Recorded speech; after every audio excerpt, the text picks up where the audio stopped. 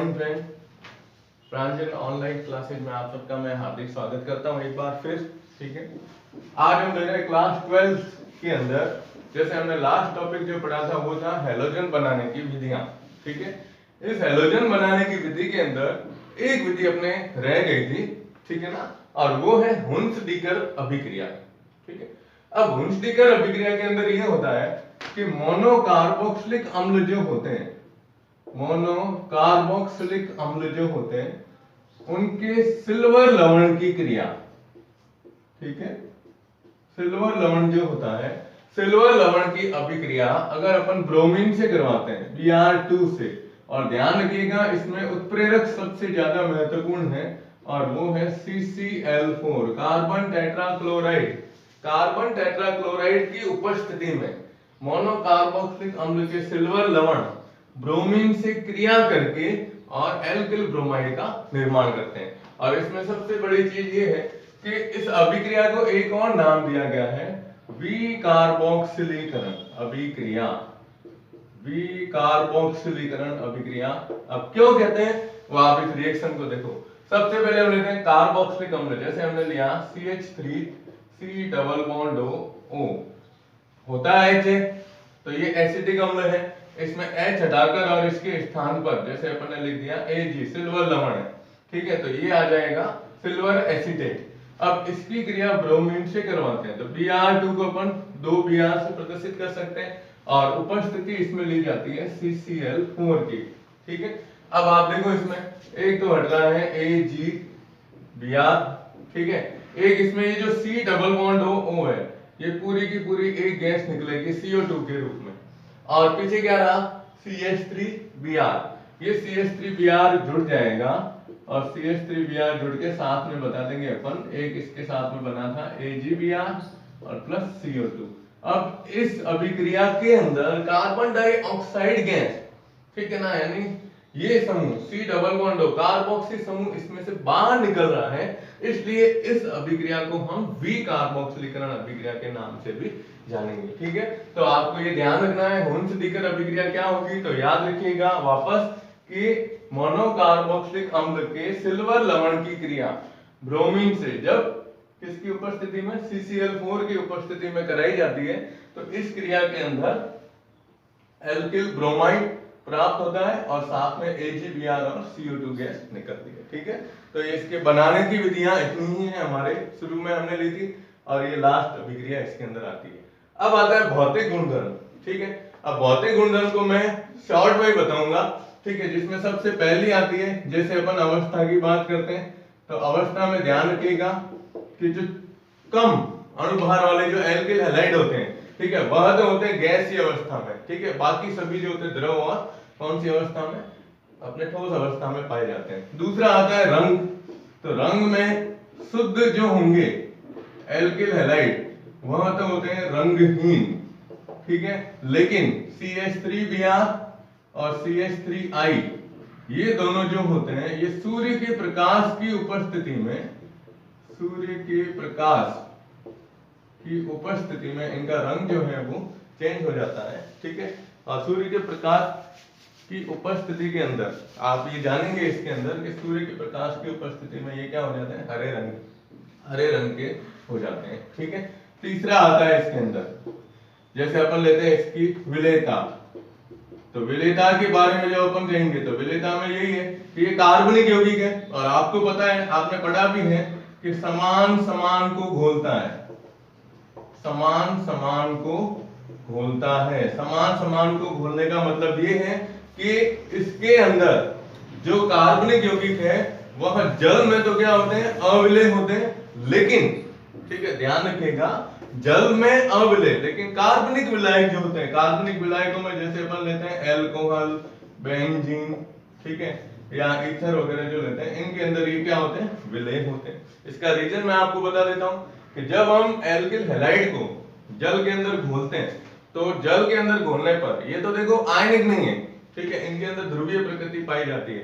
तो एक बार अगर ये जल के अणुओं के अंदर इतनी ऊर्जा रहती है कि वह इसको तोड़ तो देंगे, ठीक है, लेकिन वापस जल के अणु के साथ इसमें किसी भी प्रकार का बंध नहीं बनता, और जब बंध नहीं बनेगा तो हम ये कह सकते हैं कि पानी के अंदर क्या होते हैं, अघुलनशील होते हैं। और लास्ट जिसका सबसे महत्वपूर्ण पॉइंट आता है जैसे वो है क्वथनांक। मुख्य रूप से लास्ट पॉइंट है, एक पॉइंट और बता दूंगा मैं आपको। क्वथनांक की बात करते हैं तो ये ध्रुवीय प्रकृति के हैं, जो हमने पहले भी लिया था।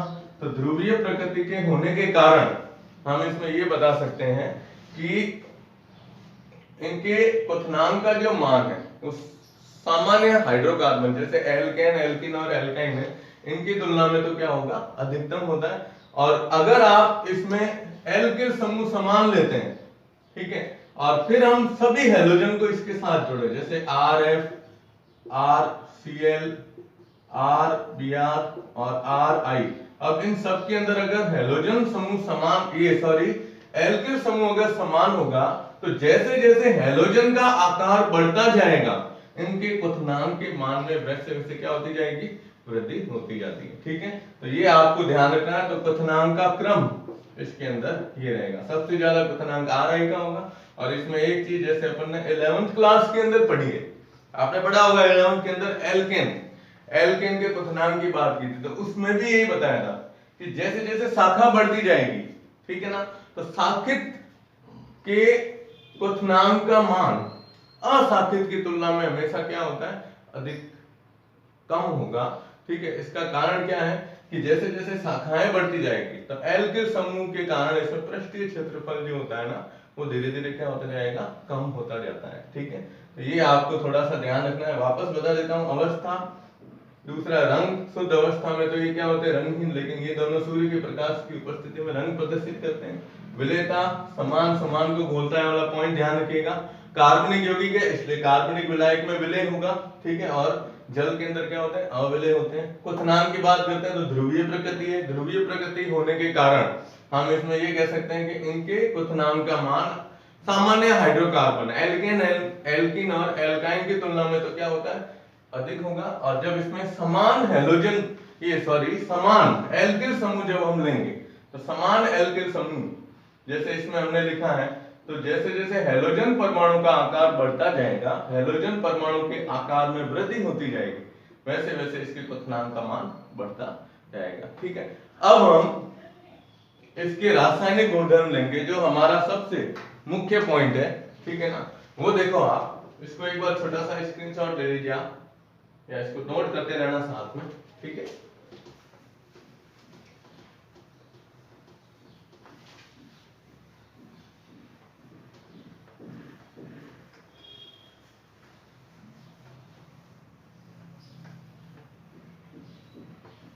देखिए अब हैलोजन की जब बात की जाती है इसमें रासायनिक गुणधर्म के अंदर, ठीक है, तो रासायनिक गुणधर्म में हम ये कहते हैं, रासायनिक गुणधर्म के अंदर ये कहा जाएगा कि ये मुख्य रूप से 4 प्रकार की अभिक्रियाएं प्रदर्शित करते हैं। कितने प्रकार की? 4 प्रकार की रासायनिक अभिक्रियाएं प्रदर्शित करते हैं, जिसमें आज हम सबसे मुख्य पहला पॉइंट ले रहे हैं, वो है नाभिक स्नेही, नाभिक स्नेही प्रतिस्थापन, नाभिक स्नेही प्रतिस्थापन अभिक्रियाएं। ठीक है, नाभिक स्नेही प्रतिस्थापन अभिक्रियाओं की जब बात की जाती है तो इसको इंग्लिश के अंदर अगर आपको लिखना है, ठीक है, तो इंग्लिश के अंदर लिखने के लिए हम इसको यूं लिखेंगे, न्यूक्लियोफिलिक, ठीक है, substitution reaction, nucleophilic substitution reaction, और शॉर्ट में अगर आप इसको लिखना चाहो तो इनको SN अभिक्रियाओं के नाम से जाना जाता है। कौन सी अभिक्रियाएं हैं? SN अभिक्रिया के नाम से भी इसे जाना जाता है। ठीक है, अब ये अभिक्रियाएं किस प्रकार से प्रदर्शित की जाती है, तो आपको पता होगा, आपने 11th क्लास के अंदर पढ़ा है नाभिक स्नेही। नाभिक स्नेही का मतलब होता है ऐसे समूह जिनके स्वयं के पास में इलेक्ट्रॉन जो होता है, इलेक्ट्रॉन घनत्व है वह अधिकतम होगा, यानी वो समूह क्या होते हैं, ऋणावेशित होते हैं। और वह ऋणावेशित समूह सीधा कार्बन, उस कार्बन के ऊपर प्रहार करेंगे जहां पर इलेक्ट्रॉन घनत्व क्या होगा, कम होगा, और वह उसके ऊपर प्रहार करके और उसके साथ में जुड़े हुए समूह का क्या कर देते हैं, प्रतिस्थापन कर देते हैं। तो इस कारण उन अभिक्रियाओं को हम नाभिक स्नेही प्रतिस्थापन अभिक्रियाएं कहते हैं। अब आप इसमें ये बता सकते हैं कि ऐसा क्यों हुआ, इसका रीजन क्या है। तो इसको बिल्कुल सिंपल वे में बताते हैं। जैसे ये हमारे पास अभिक्रिया है R, जैसे X लिखा हमने, ठीक है, RX मतलब एल्किल हैलाइड, ठीक है। अब इसकी क्रिया हम किसके साथ में कराते हैं, नाभिक स्नेही। देखो नाभिक स्नेही को NU के द्वारा प्रदर्शित करते हैं, इसके ऊपर माइनस आवेश है। अब होगा यूं इसके अंदर कि ये नाभिक स्नेही सीधा किसके ऊपर प्रहार करेगा, R के ऊपर। क्यों, क्योंकि हमें पता है RX की जो प्रवृत्ति होती है वह कौन सी होती है, ध्रुवीय प्रकृति होती है या ध्रुवीय प्रवृत्ति होती है, जिसके कारण इसके ऊपर आवेश होता है माइनस का और इसके ऊपर होता है प्लस का। तो ये सीधा किसके साथ जुड़ेगा, प्लस के साथ। अब प्लस के साथ जुड़ते ये तो बना देगा RNU प्लस, इसमें से हेलोजन क्या हो जाती है, बाहर निकल जाती है। तो ये एक जनरल परिभाषा है जिसे हम कहते हैं कि जब किसी नाभिक स्नेही के द्वारा किसी यौगिक में से एक समूह का प्रतिस्थापन किया जाता है और वह नाभिक स्नेही इसके साथ आगे जुड़ेगा, तो उस अभिक्रिया को अपन नाभिक स्नेही प्रतिस्थापन अभिक्रिया के नाम से जानेंगे, ठीक है।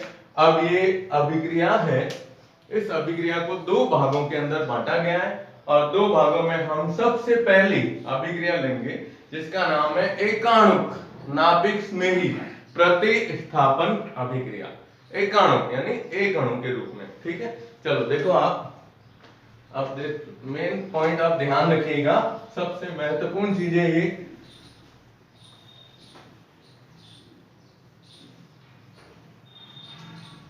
देखो अब एकाणुक के अंदर जब बात की जाती है नाभिक स्नेही की अभिक्रियाओं की, तो सबसे पहली पॉइंट है, वेरी मोस्ट इंपॉर्टेंट पॉइंट आप इसको कह सकते हो, ये है एकाणुक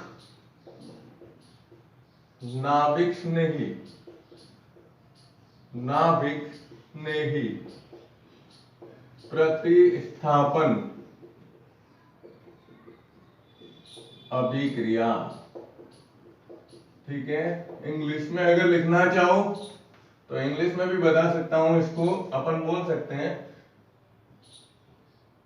मोनो, ठीक है, यानी मोनो, एक, मोनो के रूप में लिख सकते हैं, ठीक है। तो मॉलिक्यूलर इसको बोलते हैं, मॉलिक्यूलर, ठीक है। वापस यही आ जाएगा नाभिक स्नेही, न्यूक्लियोफिलिक सब्स्टिट्यूशन रिएक्शन, और इसको शॉर्ट में जब लिखा जाता है तो वो लिखा जाता है SN1 अभिक्रिया के नाम से ये जानी जाती है, ठीक है। अब इस अभिक्रिया को समझने के लिए हम सबसे पहले इसको एक जनरल छोटे से पॉइंट में बताएंगे, फिर हम इसका एक उदाहरण लेंगे, ठीक है। क्योंकि परीक्षा में क्या होता है, कभी कभार इस अभिक्रिया में एक नॉर्मल रिएक्शन लिखी जाती है और नॉर्मल रिएक्शन के बाद ये पूछा जाता है कि ये कौन सी अभिक्रिया है, अभिक्रिया को पहचानिए और उसका नाम लिखिए, ठीक है। अब देखो आप, हम इसके अंदर सिंपल सा एक उदाहरण लेते हैं कि RX क्या है, एल्किल हैलाइड, ठीक है। एल्किल हैलाइड के अंदर सबसे पहले बता देता हूं कि ये है तो एकाणुक अभिक्रिया, लेकिन ये अभिक्रिया दो पदों में संपन्न होती है। कितने पदों में, दो पदों में। देखो नाम में और अंतर है, ये नाम है एक अणु, लेकिन अभिक्रिया कितने पदों में, दो पदों में संपन्न होती है। अब कैसे होती है वो देखो आप, हम लेते हैं सबसे पहले RH alkyl halide. Alkyl halide में सबसे पहले होता है विसमांश विखंडन, विसमांश विखंडन भी कह सकते हो या विसमांश विदलन के नाम से भी जाना जाता है। आपने 11th क्लास के अंदर पढ़ा है कि विसमांश विखंडन या विदलन का मतलब होता है कि जब सहसंयोजक बंध से जुड़े कोई भी दो समूह होते हैं तो उसमें जब एक बंध टूटता है तो उस बंध के टूटने से इलेक्ट्रॉन जो होते हैं वह अधिक ऋण विद्युतीय परमाणु के पास में चले जाते हैं। यानी इस बंध के टूटने से इलेक्ट्रॉन कहां जाएंगे, इसके पास में, जैसे इसके पास में गए तो इसके ऊपर माइनस और इसके ऊपर कौन सा आवेश आ जाएगा, प्लस आवेश आ जाएगा। ये अभिक्रिया का प्रथम पद कहलाता है।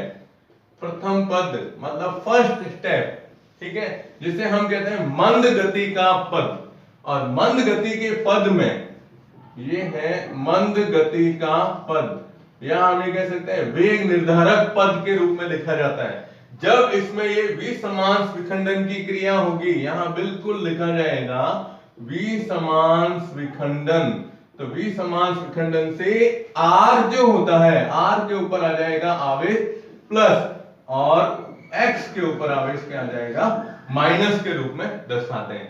अब ये जो R प्लस बना है इसको नाम दिया गया है कार्बोनियम आयन या कार्बोकैटायन के रूप में लिखा जाता है। क्या कहलाएंगे इसको, कार्बोकैटायन के रूप में भी लिखा जा सकता है। तो पहले स्टेप के अंदर ध्यान देना कि फर्स्ट स्टेप जो होता है, फर्स्ट स्टेप में एल्किल हैलाइड में विसमांश विखंडन की अभिक्रिया होती है और विसमांश विखंडन से इसमें कार्बोनियम आयन या कार्बोकैटायन का निर्माण होगा और साथ में हम बताते हैं हैलोजन माइनस के रूप में इसके अंदर हटता है। अब ये पद है वेग निर्धारक पद, ठीक है। ध्यान रखिएगा इस अभिक्रिया के अंदर अभिक्रिया का वेग जो होता है वहां केवल एल्किल हैलाइड की अभिक्रिया के ऊपर निर्भर करता है। ये स्टेप या ये पॉइंट ध्यान रखिएगा कि अभिक्रिया वेग जो होता है वो Rx, केवल Rx की सांद्रता पर निर्भर करता है, ठीक है ना, Rx की सांद्रता पर निर्भर करता है। इसलिए इस क्रिया को हम एकाणुक या मॉलिक्यूलर न्यूक्लियोफिलिक क्या कहते हैं, सब्स्टिट्यूशन रिएक्शन कहते हैं, एकाणुक अभिक्रिया के नाम से जानेंगे, ठीक है। तो ये पहला स्टेप आपको वापस बता देता हूं। तो पहले स्टेप में हम बताएंगे एल्किल हैलाइड में विसमांश विखंडन होगा जिससे बनेगा कार्बोनियम आयन या कार्बोकैटायन बनता है और साथ में क्या बनेगा, X माइनस। अब ये जो कार्बोकैटायन है इसको हम बता सकते हैं इसकी संरचना समतलीय होती है। संकरण बता देता हूं, sp2 संकरित कार्बन होगा इसके अंदर, ठीक है। और अभिक्रिया का वेग जो होता है वह इसकी एल्किल हैलाइड की सांद्रता पर निर्भर करता है। इसलिए हम इससे क्या कहते हैं, एकाणुक अभिक्रिया के नाम से जानेंगे। और दूसरा पद जिसे हम कहते हैं तीव्र गति का पद, तीव्र गति का पद होता है। इसमें क्या होगा कि जो पहले स्टेप में R प्लस आयन बना है, R प्लस यानी कौन सा, कार्बोनियम आयन जो बना है, इस कार्बोनियम आयन से कोई नाभिक स्नेही समूह, ठीक है, Nu मतलब कौन सा, नाभिक स्नेही समूह इसके साथ में जुड़ेगा तो ये अभिक्रिया तीव्र वेग के अंदर संपन्न होती है। यानी यहां पर लिखना पड़ेगा तीव्र गति का पद, ठीक है। और जब ये इसके साथ जुड़ेगा तो मुख्य उत्पाद RNU के रूप में ये इसके अंदर एक मुख्य उत्पाद प्राप्त होता है, ठीक है। देखो परीक्षा में आएगा कि एकाणुक नाभिक स्नेही प्रतिस्थापन अभिक्रिया समझाइए, तब आपको है ना, देखो नॉर्मल दो चीजें होती है। एक ये पूछेंगे कि उदाहरण के द्वारा समझाना है तो आपको उदाहरण बताना है इसके अंदर, ठीक है। और नॉर्मली अगर पूछा जाए कि भाई कैसे संपन्न होती है तो इसको इन दो स्टेप के अंदर आप बता दो, ठीक है।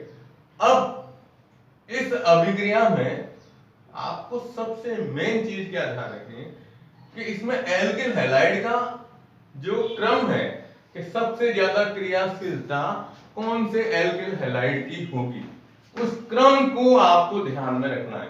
वो क्रम क्यों दिया गया है, सबसे मेन पॉइंट ये आएगा। आप केवल क्या करोगे, रट लोगे कि हाँ भाई पहले ये करता है फिर ये फिर ये फिर ये, धीरे धीरे क्रियाशीलता इस तरह से प्रदर्शित की जाती है। लेकिन इसका मुख्य रीजन क्या है, कारण क्या है, वो भी अपन इसके अंदर अभी लेते हैं, ठीक है। तो आप इसका एक स्क्रीनशॉट ले लीजिए।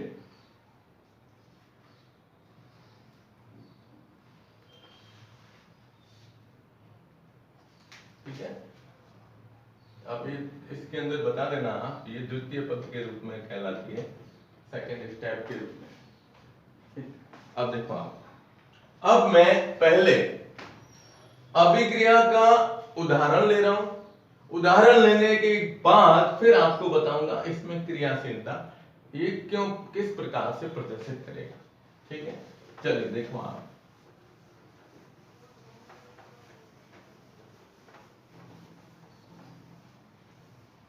देखो, अब इसका सबसे महत्वपूर्ण एग्जाम्पल आता है, वो है आपको एक सिंपल अभिक्रिया दी गई होगी।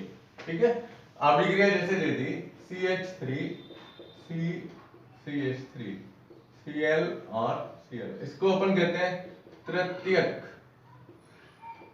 ब्यूटिल क्लोराइड, तृतीयक ब्यूटिल क्लोराइड। इसकी क्रिया KOH से कराई गई है और KOH से कराने पर इसमें उत्पाद बनता है CH3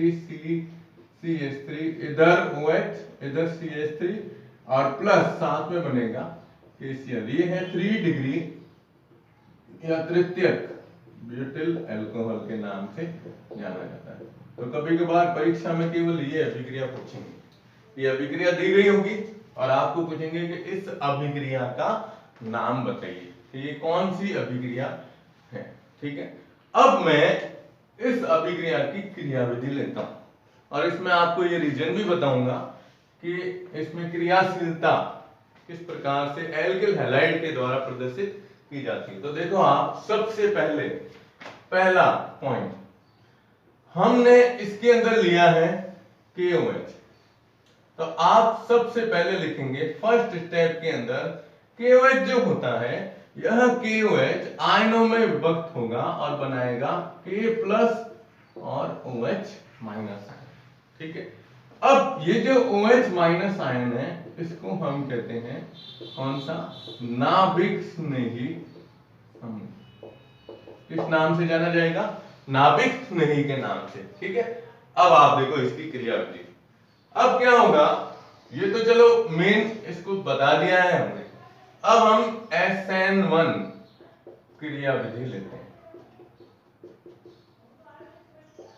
इस SN1 क्रियाविधि में प्रथम पद क्या लेते हैं, फर्स्ट स्टेप, जिसे हम कहते हैं मंद गति का पद, जो वेग निर्धारक पद के रूप में कहलाता है।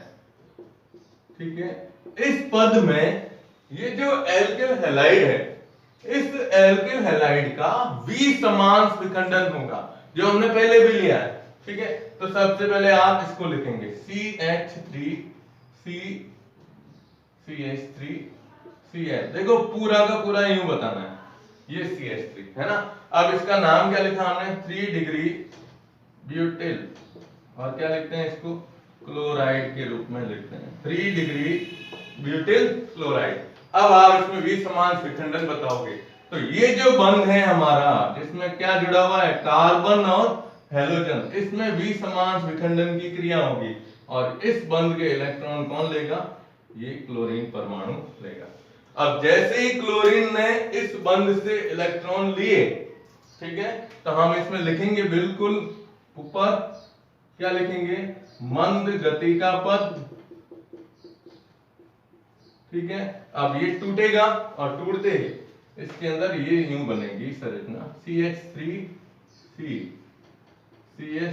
और CH3 प्लस ये Cl- के रूप में। अब ये जो कार्बन बना है, हमने कहा था इसका नाम दिया था कार्बोनियम आयन, लेकिन इसके ऊपर आवेश क्या होगा, प्लस आवेश के रूप में रहेगा। और जब ये प्लस आवेश के रूप में रहता है तो इसका संकरण होगा sp2 संकरण। ध्यान रखिएगा, ये है sp2 संकरित कार्बन और इसकी संरचना कौन सी होगी, समतलीय होती है। समतलीय संरचना के रूप में ये पाया जाता है। ठीक है, तो इसको अपन क्या कहते हैं, कार्बोनियम आयन या ये कार्बोनियम आयन के रूप में रहता है। तो फर्स्ट स्टेप ध्यान रखिएगा इस अभिक्रिया का, जिसमें हम कहते हैं कि ये जो 3 डिग्री ब्यूटिल क्लोराइड है मंद गति के पद में, इसमें क्या बनता है, कार्बोनियम आयन बनेगा और साथ में क्या बनेगा, हेलोजन हट जाएगा। ठीक है, तो अब देखो आप, अब सबसे मेन चीज आएगी, इसका सेकंड स्टेप जो अपन लेंगे, जो इस क्रियाविधि का, वही सबसे महत्वपूर्ण है। और उसी के आधार पर हम इसकी क्रियाशीलता भी बताएंगे। देखो हमने एक प्रभाव पढ़ा है, आपको याद होगा किसके अंदर, 11th के अंदर, ठीक है, कि CH3 समूह जो होता है, ये CH3 समूह की एक प्रवृत्ति होती है कि वह जिस कार्बन से जुड़ा होगा ना, उस कार्बन से या उस कार्बन पर इलेक्ट्रॉन घनत्व में वृद्धि करने का कार्य करता है, यानी प्लस आई प्रभाव इसके द्वारा प्रदर्शित किया जाता है। यानी इस बंध के इलेक्ट्रॉन को, ये जो है ना CH3 समूह जुड़े हुए हैं, ये इस बंध के इलेक्ट्रॉन को इस कार्बन की तरफ ढकेलते हैं, और इस कार्बन की तरफ जब इलेक्ट्रॉन को ढकेलेंगे तो कार्बन पर इलेक्ट्रॉन घनत्व क्या हो जाएगा, बढ़ेगा, और जितना ज्यादा इलेक्ट्रॉन घनत्व इस कार्बन पर बढ़ेगा तो ये बंध जो है, इस बंध पर इलेक्ट्रॉन क्या होगी, ज्यादा हो जाएंगे, और उतनी ही सरलता से ये क्लोरीन परमाणु या कोई भी हैलोजन परमाणु है ना, वो इस बंध से इलेक्ट्रॉन को अपनी तरफ खींचता है। तो अब देखो, आप देखा जाए तो इधर प्लस आवेश है, प्लस आवेश आने के कारण हम कहते हैं कि इलेक्ट्रॉन की क्या हुई है, कमी हुई, लेकिन ये सबसे ज्यादा स्थायी है, कार्ब धनायन के रूप में कहलाता है। क्यों? क्योंकि इसके साथ में ये 3 CH3 समूह जुड़े हुए हैं, और ये 3 CH3 समूह इस कार्बन की तरफ जब इलेक्ट्रॉन इसको देते हैं तो कार्बन पर इलेक्ट्रॉन घनत्व क्या होगा, सबसे अधिक होगा। ठीक है, तो ये पहला पद है जिसे हम कहते हैं कौन सा, मंद गति का पद। अब हम लेते हैं सेकंड स्टेप, तो आप इसका पहले एक स्क्रीनशॉट ले लीजिए। हो गया, चलिए देखिए अब सेकंड स्टेप लेते हैं इसी अभिक्रिया का। ठीक है, देखो आप सेकंड स्टेप में ये जो द्वितीय पद है, इसी ये प्रथम पद है, अब ये कहलाता है कौन सा, तीव्र गति का पद। तो तीव्र गति के पद में क्या होगा, हम सबसे पहले कार्बोकेटायन लेंगे या कार्बोनियम आयन लेते हैं, तो इसको यूं बताएंगे CH3C, ये CH3, ये CH3, इसके ऊपर आवेश क्या बताया हमने, प्लस आवेश। ठीक है, अब ये हम ले रहे हैं कार्बोनियम आयन। ठीक है, अब आप देखो इसके साथ में कौन जुड़ेगा, जो पहले स्टेप में हमने बताया था ना, KOH जो आयनों के अंदर टूटा था, K+ और OH-। अब बात आती है नाभिक स्नेही की, तो देखो इसमें नाभिक स्नेही समूह है OH-, ये क्या है, नाभिक स्नेही। अब आपको बताना है इसका पद, ये पद कौन सा है, तीव्र वेग का या तीव्र गति का पद है, ये तीव्र गति का पद है। अब सबसे महत्वपूर्ण चीज देखो, ये है sp2 संगृत कार्बन, संरचना है समतली। ठीक है, तो जुड़ने वाला जो ये नाभिक स्नेही समूह है, यह नाभिक स्नेही समूह जिस दिशा में इसमें हैलोजन जुड़ा हुआ था, या तो उस दिशा में जुड़ेगा, यानी इस दिशा में भी जुड़ सकता है हैलोजन की दिशा के समान, या ये हैलोजन की दिशा के विपरीत भी जुड़ सकता है, यानी दोनों दिशाओं में आप इसको जोड़ सकते हो, ये ध्यान रखना है इसके अंदर। और जब आप इसमें इसे जोड़ेंगे तो जो उत्पाद बनेगा वहां 50% संभावना रहती है इसी दिशा में, हैलोजन की दिशा में, और 50% संभावना रहती है हैलोजन के बिल्कुल विपरीत, यानी इस दिशा के अंदर। यानी जब आप इसे जोड़ोगे तो एक तो बनेगा ये CH3CH3, आप इसमें हैलोजन जोड़ते हैं, ये सॉरी नाभिक नहीं, तो ये इस तरह से जुड़ेगा। अब जब ये यहां जुड़ेगा तो ये हैलोजन की दिशा में, और या हम इसमें ये बता सकते हैं इधर जोड़ दो इसको दूसरी तरफ, तो दूसरी तरफ जोड़ोगे तो ये CH3, यानी या तो ये हैलोजन की दिशा में जुड़ेगा या हैलोजन की दिशा के विपरीत जुड़ता है। जब इस तरह की अभिक्रिया होती है कि जिसमें उत्पाद 50-50% संभावना होती है, यानी 100 में 50% ये 50% ये, तो इस क्रिया को हम रेसीमीकरण कहते हैं। ये आप पढ़ोगे अपने इसी भाग के अंदर रसायन विज्ञान के कार्बनिक रसायन के अंदर जो 16वां पाठ है हमारा, जिसके अंदर दिया गया है समावयवता, तो उस समावयवता के अंदर रेसिमीकरण क्या होता है, रेसिमीकरण की क्रिया को किस तरह से प्रदर्शित करते हैं वो दर्शाया गया है। ठीक है, तो देखो आप एल्किल हैलाइड जो होता है इसकी SN1 अभिक्रिया ली है हमने, तो SN1 अभिक्रिया में ध्यान रखिएगा प्रथम पद के अंदर ये बंध टूटता है विसमान विखंडन से का sp2 संकरण समतलीय कार्बन होगा, कार्ब धनायन बनता है, हैलोजन हटेगा। अब इसमें समतलीय है इसलिए नाभिक नहीं, हैलोजन की दिशा में या हैलोजन की दिशा के विपरीत जुड़ने की इसमें संभावना होती है, जुड़ता है, इसलिए हम इसमें 50-50%। अब ये जो उत्पाद बना है इस उत्पाद का नाम आपको ध्यान रखना है। इस उत्पाद को हम चाहे ये लो इसको 3 डिग्री ब्यूटिल अल्कोहल के नाम से जाना जाता है, 3 डिग्री ब्यूटिल अल्कोहल के नाम से जाना जाएगा। तो ये अभिक्रिया है जिसे हम कहते हैं SN1। SN1 क्यों कहते हैं, इसका रीजन यही है। ठीक है, रीजन ये है कि इसमें जो अभिक्रिया का वेग है वह केवल एल्किल हैलाइड की सांद्रता के ऊपर निर्भर करता है। तो आप इसका एक स्क्रीनशॉट ले लीजिए। ठीक है, हो गया। अब देखो इसकी लास्ट इस पार्ट मतलब इसका पार्ट का लास्ट पॉइंट है, इसी में अपन लेते हैं, वो है इसकी क्रियाशीलता का क्रम। ठीक है, अब देखो क्रियाशीलता का क्रम लेंगे। SN1 के लिए क्रियाशीलता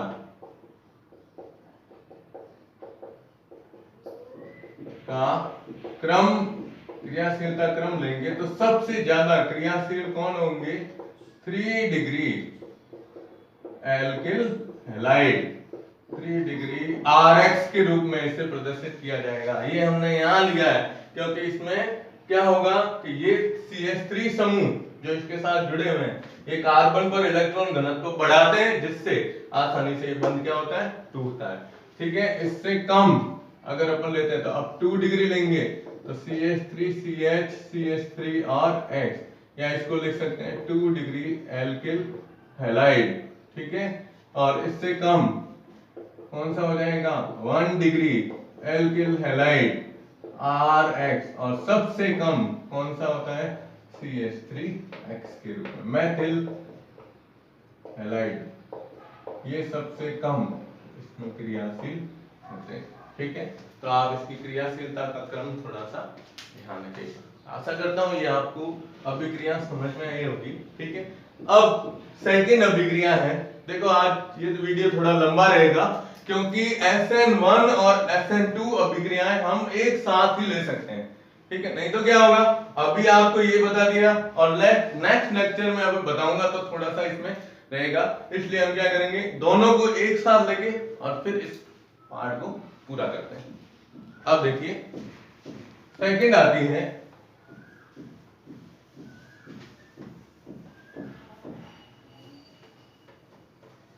इसका नाम भी जैसे वो SN1 थी तो ये है, हम लिख सकते हैं बायमोलिक्यूलर न्यूक्लियोफिलिक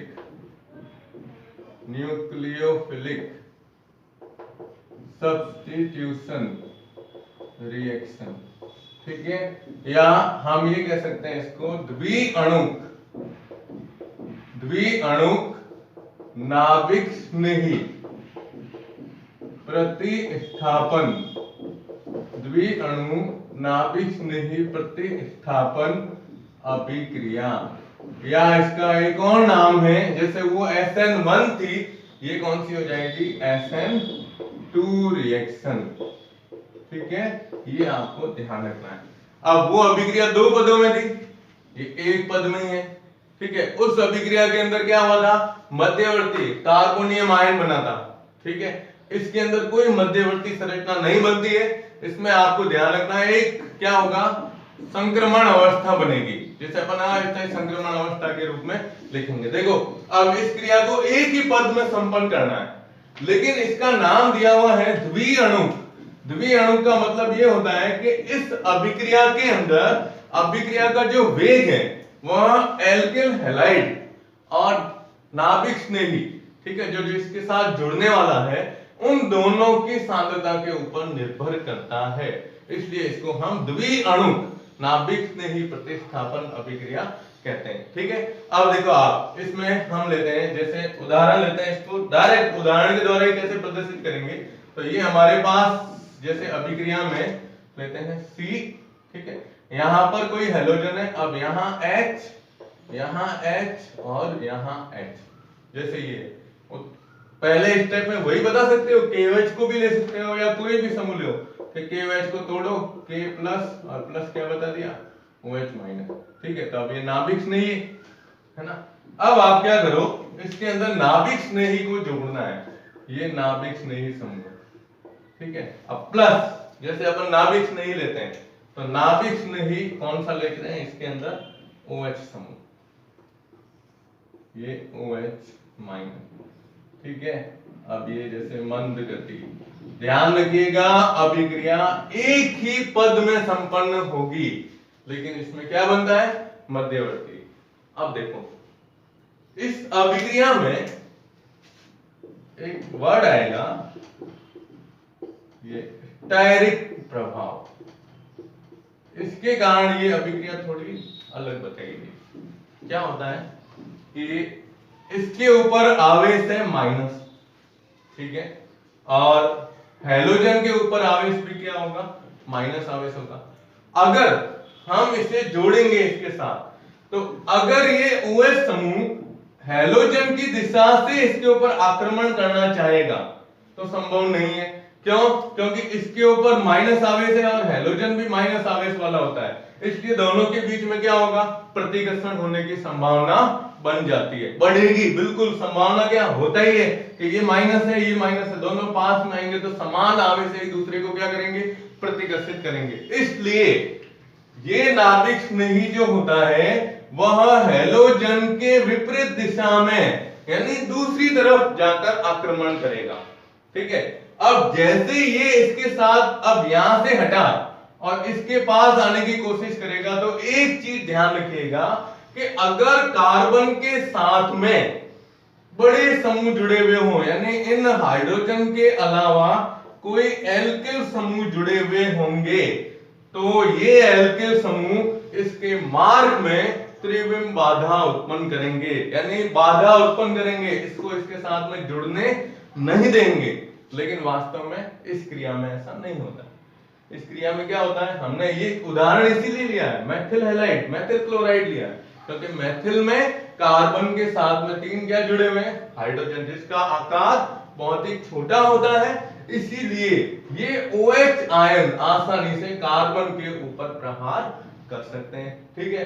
अब आप जब इसमें कहते हैं, मैंने कहा ना कि इसमें एक मध्यवर्ती संक्रमण अवस्था बनती है, ये मध्यवर्ती भी, लेकिन कौन सी है, संक्रमण अवस्था, ये नाम ध्यान रखेगा, इस अभिक्रिया में होती है। लेकिन SN1 में क्या बना था, मध्यवर्ती कार्बोनियम आयन, ठीक है। अब आप इसको जोड़ेंगे तो देखो, पहले तो हाइड्रोजन के विन्यास को बताओ, H H और H, ये 3 H, ठीक है। जिस समय ये OH समूह यहां से इस कार्बन पर प्रहार करता है, ठीक है, तो OH समूह जो होता है ना, जैसे यहां पर मैंने बताया OH और कार्बन के बीच में पहले क्या होता है, बंध बनना शुरू होता है, डॉट लाइन से जिसे अपन बताते हैं, और जैसे जैसे कार्बन और इसके बीच में बंध बनना शुरू होगा, वैसे ही हैलोजन जो इसके साथ में जुड़ा हुआ है, इस हैलोजन और इस कार्बन के बीच में बंध टूटना शुरू होता है, ठीक है। अब देखो कार्बन की संयोजकता कितनी होगी, 1 2 3 4 और 5 बंध इसके अंदर बन रहे हैं, जो संभव नहीं है। इसलिए हम इसे क्या कहते हैं, अस्थायी भी कह सकते हो, संक्रमण अवस्था के रूप में। और जैसे ही इसमें से, अब आगे अपन बताएंगे, इसमें वापस क्या बताएंगे, तीव्र वेग से, ये मंद गति थी, अब यहां बताते हैं तीव्र वेग। तो तीव्र वेग से जब आप इसमें बताओगे तो ये कहेंगे कि हैलोजन परमाणु इसमें से जैसे ही हटा और ये OH इसमें पूर्ण रूप से जुड़ जाएगा, तो इसका विन्यास जो पहले ये हम देख रहे हैं, हेलोजन इधर है, 3 हाइड्रोजन इधर है, ये विन्यास पूरा का पूरा चेंज हो जाएगा। और विन्यास यूं चेंज होगा, देखो आप, ये कार्बन सबसे पहले, ये कार्बन इसके साथ जुड़ गया OH समूह, तो हाइड्रोजन इधर थे, अब हाइड्रोजन तीनों क्या हो जाएंगे, चेंज हो जाएंगे। ये हाइड्रोजन परमाणु का विन्यास चेंज कर दिया हमने, ठीक है। तो ये हाइड्रोजन या कोई भी समूह इसमें जुड़े हुए हैं, हाइड्रोजन का विन्यास क्या हो गया, परिवर्तित हो जाता है, परिवर्तित हो जाएगा। तो विन्यास चेंज होने का मतलब इसमें ये हुआ कि इसे हम एक नाम देते हैं वाल्डन प्रतिलोमन। वाल्डन प्रतिलोमन के नाम से जाना जाता है।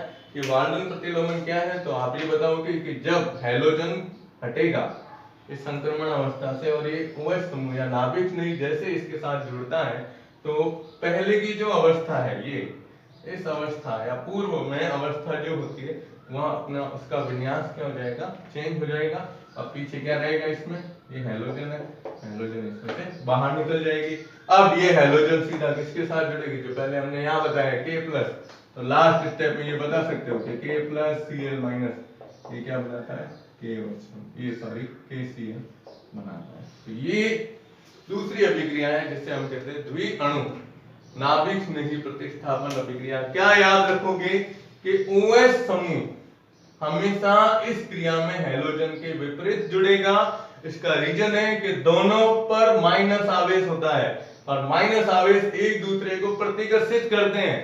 तो इस प्रतिकर्षण को रोकने के लिए ये OH हमेशा हैलोजन के विपरीत दिशा में जुड़ेगा और जब ये जुड़ेगा तो इसका विन्यास क्या हो जाएगा, चेंज हो जाता है। देखो आप, पहले 3 हाइड्रोजन इस तरफ थे, अब तीनों हाइड्रोजन इस तरफ आ गए, तो इस विन्यास को हम क्या कहते हैं, वाल्टन प्रतिलोमन कहते हैं। और मैंने इसमें आपको पहले ही बताया है कि ये यहाँ 3 हाइड्रोजन के अलावा अगर कोई एल्किल समूह जुड़ते हैं तो एल्किल समूह जुड़ने से यह OH के मार्ग में बाधा उत्पन्न करेंगे, जिसके कारण नाभिक स्नेही अभिक्रिया संपन्न नहीं होगी, ठीक है ना। तो ये अभिक्रिया है जिसे अपन क्या कहते हैं, SN2 अभिक्रिया के नाम से जानते हैं। तो आप ध्यान रखिएगा, स्टायरिक प्रभाव यही होता है एल्किल समूह का, जिसे अपन कहते हैं त्रिविम बाधा। तो आप इसका स्क्रीनशॉट ले लीजिए, ठीक है। और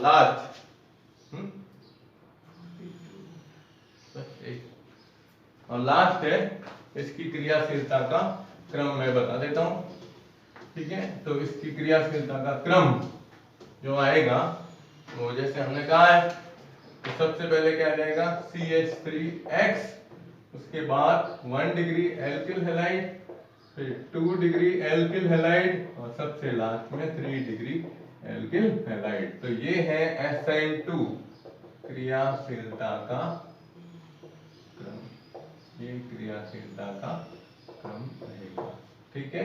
तो SN1 SN2 अभिक्रियाएं यही है।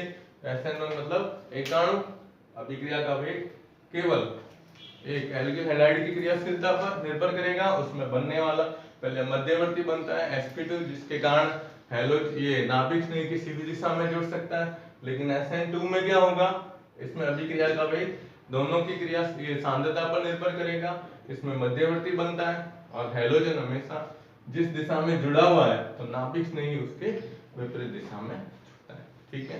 तो आशा करता हूं आपको ये दोनों अभिक्रियाएं समझ में आई होगी, ठीक है।